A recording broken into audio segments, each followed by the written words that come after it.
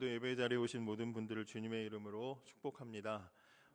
날씨가 지방에 살 때는 봄은 봄이고 여름은 여름이고 겨울은 겨울이었는데 뭐 한 달 사이에 4월 달에 눈이 오질 않나 우박이 내리질 않나 서울은 원래 이런 건가 싶기도 하고 너무나 날씨가 변덕스러워서 굉장히 좀 혼란스러웠습니다.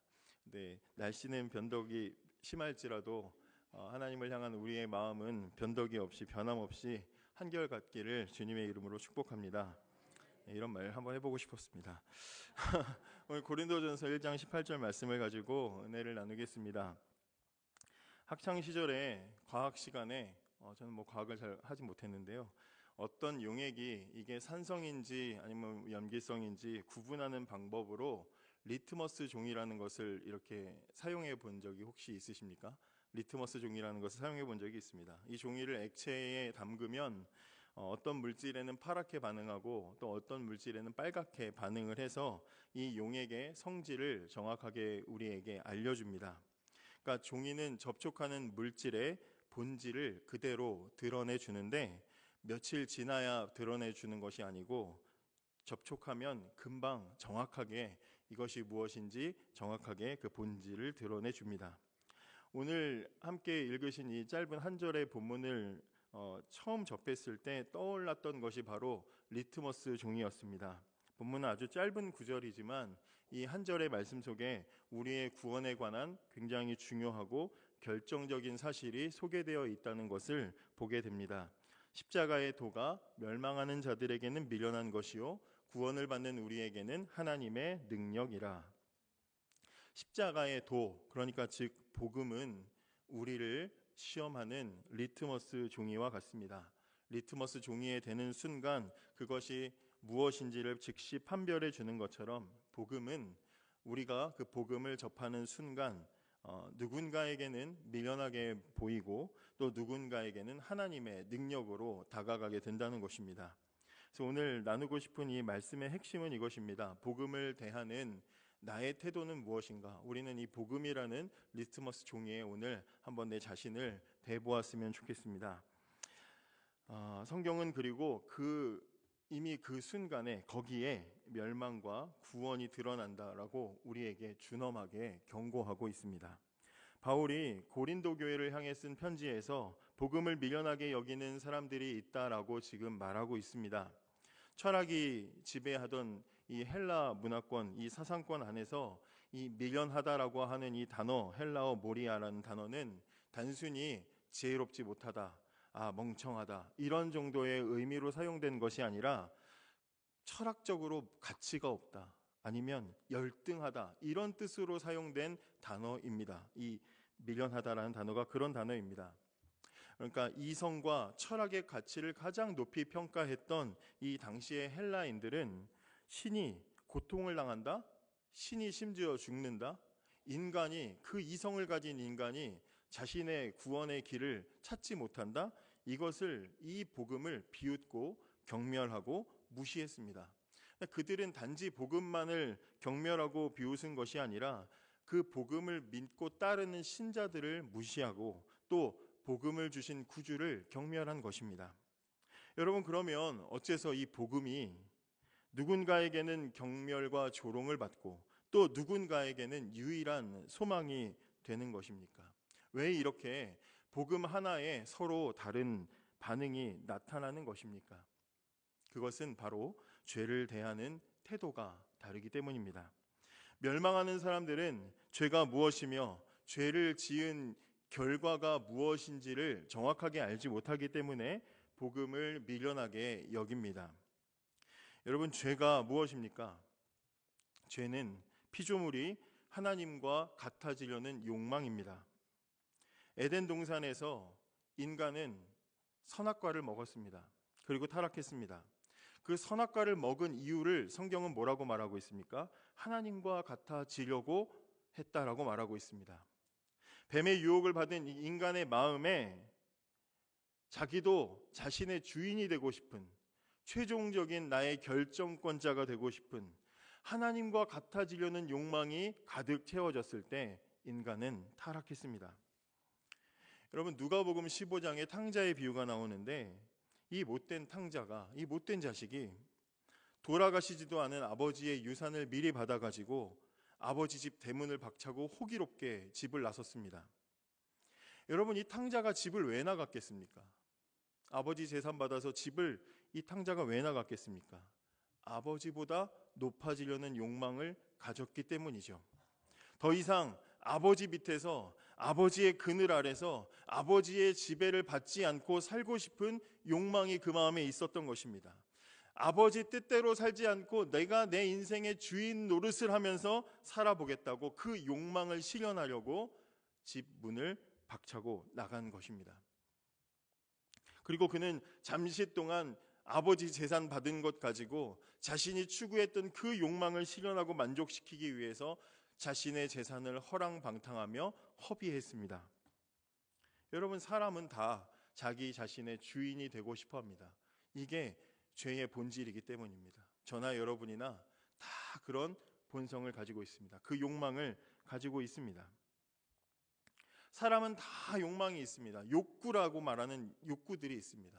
식욕도 있고 소유욕도 있고 어떤 자아 실현의 욕구들도 우리에게는 있습니다. 긍정적일 때도 있고 굉장히 부정적일 때도 있습니다.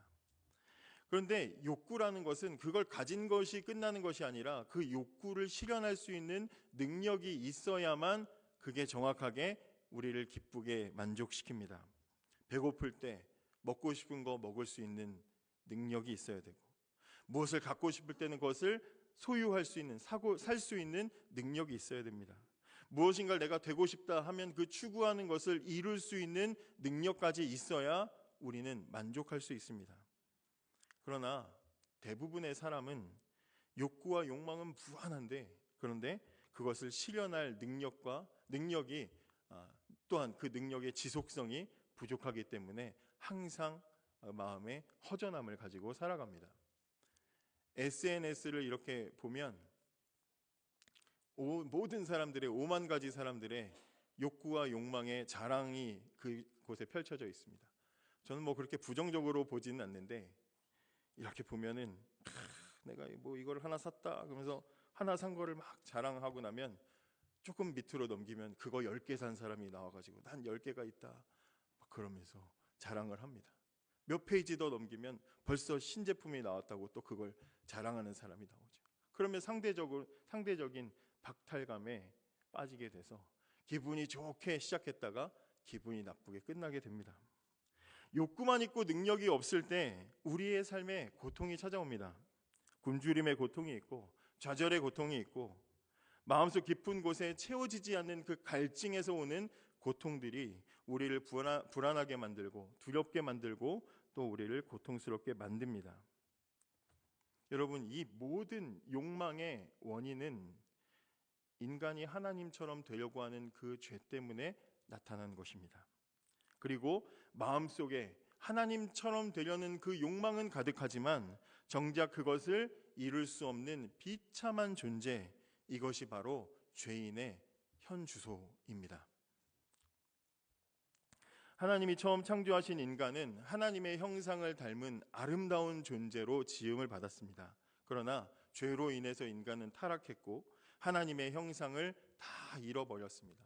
그 마음속에는 하나님처럼 되려는 거대한 욕구만이 남아있다 보니까 짐승과 같은 본성만 남아서 욕구의 노예로 살아가는 비참한 처지가 되었습니다. 그래서 우리가 잘 아는 대로 아담 이후에 에덴 동산에서 쫓겨나고 가인으로부터 그 이후에 욕망을 위해서 폭력을 사용하는 사람들의 역사가 우리 인간의 역사를 가득 채우는, 약육강식의 역사가 인간의 역사를 가득 채운 것을 우리는 다 잘 보고 있습니다. 탕자는 얼마 못 가서 재산을 다 탕진했습니다. 부잣집 둘째 아들이었는데, 남부러울 게 없는 부잣집 둘째 아들이었는데 성경을 보면 이제 남의 집 종이 돼가지고 들판 위에서 돼지를 치고 있습니다. 그러다가 먹을 게 없어서 그 돼지 밥통을 기웃기웃 거리면서 쳐다보는 처량한 신세가 되었다고 성경이 말하고 있죠. 누가복음 15장 16절에 보시면 그가 돼지 먹는 쥐염 열매로 배를 채우고자 하되 주는 자가 없는지라, 이렇게 되어 있습니다. 여러분, 탕자의 신세를 이 한 딱 문장으로 우리에게 보여주고 있습니다. 지금 탕자가 뭐 하고 있습니까? 짐승과 밥그릇 싸움을 하고 있습니다. 짐승과 밥그릇 싸움을 하고 있습니다. 이 처지가 뭘 얘기하는 겁니까? 겉모습만 사람일 뿐 짐승과 같이 살아가고 있는 죄인의 현 주소를 그대로 보여주고 있는 것이죠. 이것이 바로 타락한 인간의 처지인 것입니다. 탕자가 어떻게 살았겠습니까? 매일 밤 저 밤 하늘을 보면서 자신의 비참한 처지를 한탄했을 겁니다. 한때는 세상에서 제일 잘 나갔었는데, 제일 좋은 거 가지고 있었는데, 제일 내가 하고 싶은 거 마음대로 하고 내 마음껏 살았는데, 지금 나는 짐승과 저 돼지와 밥그릇 싸움을 하고 있는 처량한 신세가 되었구나. 그렇게 하루하루 힘든 나날을 보내던 어느 날, 탕자의 머릿속에 한 사람이 떠오릅니다. 바로 아버지죠. 집 나오고 지금까지 한 번도 아버지 생각을 안 했었는데, 인생의 밑바닥까지 내려가서 인간보다 더 낮은 짐승의 위치까지 내려가고 나니까 그제서야 자신이 보이고, 그제서야 자기가 밀치고 나왔던 그 아버지가 생각이 나는 겁니다. 17절에 이렇게 말하죠. 이에 스스로 돌이켜 이르되 내 아버지에게는 양식이 풍족한 품꾼이 얼마나 많은가. 나는 여기서 줄여 죽는구나. 이 순간 모든 것이 풍족하고 넉넉하신 아버지가 계시다는 사실이 탕자에게 복음으로 다가왔습니다. 내가 갈 곳이 있다. 내가 살 수 있는 살 길이 있다. 아버지 집이 있다. 넉넉하고 풍족할 때는 전혀 몰랐는데, 자기가 주인인 줄 착각하고 살 때는 전혀 깨닫지 못했는데, 짐승 같은 밑바닥을 살아가다 보니까 그제야 아버지의 존재가 복음이 되는 것입니다. 세상의 철학과 다른 종교들은 인간에게는 스스로 자신을 구원해낼 능력이 충분하다고 그렇게 주장하고 말합니다. 그러나 우리가 받은 이 복음은 우리 스스로는 절대로 나를 구원할 수 없다는 것에서부터 시작합니다. 그리고 이 지점에서 많은 사람들이 복음을 불편하게 생각하게 됩니다. 왜냐하면 이 복음의 시작점은 나의 죄, 나의 무능, 나의 실패를 인정해야 하기 때문이죠. 탕자가 돼지우리 속에서 절망에 빠졌을 때 아버지 집을 떠올린 것은 희미한 복음의 시작입니다. 그러나 탕자는 성경을 보면 곧장 바로 일어나서 즉시 고향으로 돌아가지 못했습니다. 성경에는 한 2절 정도로 나와 있지만 분명히 많은 고민의 시간이 지나갔을 것입니다. 무슨 고민을 했겠습니까? 집을 박차고 나온 그때부터 거짓골을 한 지금까지 내가 얼마나 못난 놈인지, 내가 얼마나 나쁜 인간인지, 내가 얼마나 어리석은 인간인지를 인정해야 되는 시간이 필요했을 것입니다. 내 인생에 내가 주인 노릇을 했던 그 교만함을 인정해야 하고, 짐승 같은 욕구를 찾아왔던 추악한 자신의 모습들을 다 인정해야 하고, 하나님과 아버지에게 용서받을 수 없는 그런 죄인 중에 죄인이라는 것을 인정해야 하는 불편함이 그의 머릿속을 한참 맴돌고 지나가는 것이죠. 그러나 이 탕자는 결국에는 이렇게 결심을 합니다. 18절에 보시면 내가 일어나 아버지께 가서 이르기를 아버지, 내가 하늘과 아버지께 죄를 지었사오니 지금부터는 아버지의 아들이라 일컬음을 감당하지 못하겠나이다. 나를 품꾼의 하나로 보소서 하리라 하고, 이렇게 되어 있습니다. 여러분, 복음은 죄를 인정해야 받아들일 수 있습니다. 그래서 처음에는 불편합니다. 그러나 그 불편함을 지나서고 나면 믿음의 역사가 시작되고, 그리고 그 복음이 비로소 나에게 능력으로 나타나게 되는 것입니다. 잘못을 인정하고 그것을 시인하는 것은 불편하고 어렵고 두려운 일입니다.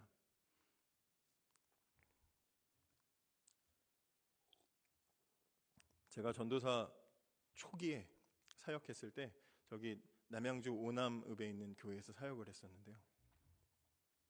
처음 부임해서 첫 출근 토요일 날 했습니다. 근데 그때 목사님 뭐 심부름으로 제가 교회에 새로 산 스타렉스를 끌고 나갔다 들어오면서 옆을 긁었습니다. 처음 간 날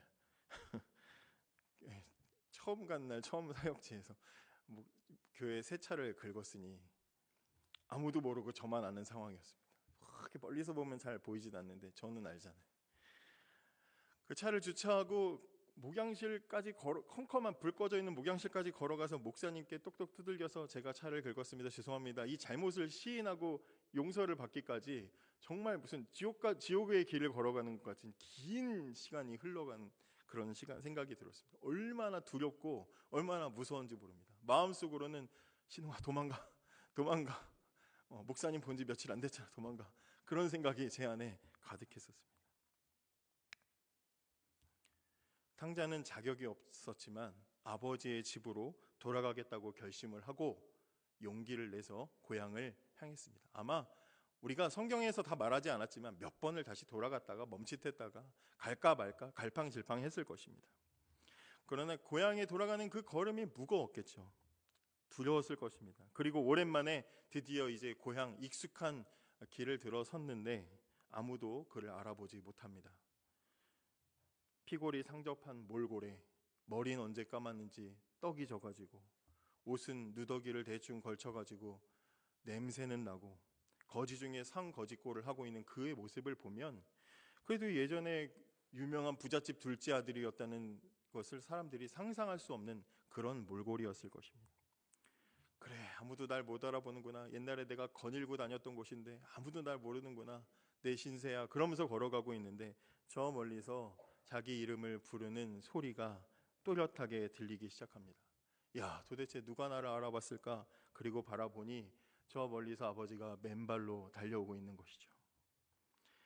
누가복음 15장 20절에 이에 일어나서 아버지께로 돌아가니라. 아직도 거리가 먼데 아버지가 그를 보고 측은히 여겨 달려가 목을 안고 입을 맞추니. 누구도 알아보지 못하는 처참한 몰골이었지만 아버지는 저 멀리서도 단번에 그 아들을 알아보고 한 걸음에 달려왔습니다. 이 아들은 당황하면서 두려워하면서 벌벌 떨면서 아버지에게 자기 죄를 고백합니다. 아버지, 제가 자격이 없습니다. 품꾼으로라도 제발 저를 받아주시오. 저를 살려주십시오. 그렇게 용서를 구하려고 말하는데 이 아버지는 아들의 말은 다 듣지도 않고 기다렸다는 듯이 내 아들 돌아왔다고 가락지를 끼워주면서 기쁨으로 안아주고 맞이해줍니다. 아들이 더러운 몰골을 했는지 얼마나 며칠을 씻었는지 안 씻었는지 어떤 상태였는지 상관없이 아버지는 그를 강하게 끌어안고 사랑을 표현해 주었습니다. 여러분, 이게 바로 복음입니다. 비록 아들은 아버지를 버리고 떠났지만 아버지는 아들이 떠난 뒤로 단 하루도 빠짐없이 아들을 사랑하면서 기다렸던 것이죠. 로마서 5장 8절에 우리가 아직 죄인 되었을 때에 그리스도께서 우리를 위하여 죽으심으로 하나님께서 우리에 대한 자기의 사랑을 확증하셨느니라. 구주의 사랑은 사랑받을 자격이 많아서 사랑하는 사랑이 아니라 사랑받을 자격이 없는 죄인에게, 짐승과 같이 흉한 몰골을 가지고 있는 그 죄인에게 부어지는 그런 사랑입니다. 또한 아들이 도착하기도 전에 저 아버지가 그래, 이놈 이제 정신 차리고 돌아왔구나, 어디 여기까지 오나 보자 뒷짐지고 멀리 서 있는 것이 아니라 아들이 도착하기도 전에 그 아들을 향해서 달려가는 아버지처럼 하나님은 죄인이 회개하고 돌아올 때까지 가만히 기다리고 계시는 분이 아니라 죄인을 향해 달려가는 분이시라는 것이죠. 예수님은 죄인을 구원하시기 위해서 저 하나님 나라를 이 땅에 끌고 내려오셨습니다. 천국이 가까워 왔다, 예수님이 선언하셨습니다. 공생의 내내 병든 자를 찾아가시고 죄인들을 찾아가셔서 회개하게 하시고 고쳐주시고 단지 몸의 질병만 고쳐주시는 것이 아니라 그들의 영혼까지도 구원해 주셨습니다. 우리를 구원하시는 하나님은 단지 기다리시지 않고 죄인을 향해 달려가시는 분, 구원하시기 위해 저 하늘을 뚫고 이 땅에 내려오시는 분이십니다. 우리 그 십자가, 예수 그리스도의 십자가는 그 하나님의 사랑이 절정을 이룬 자리입니다.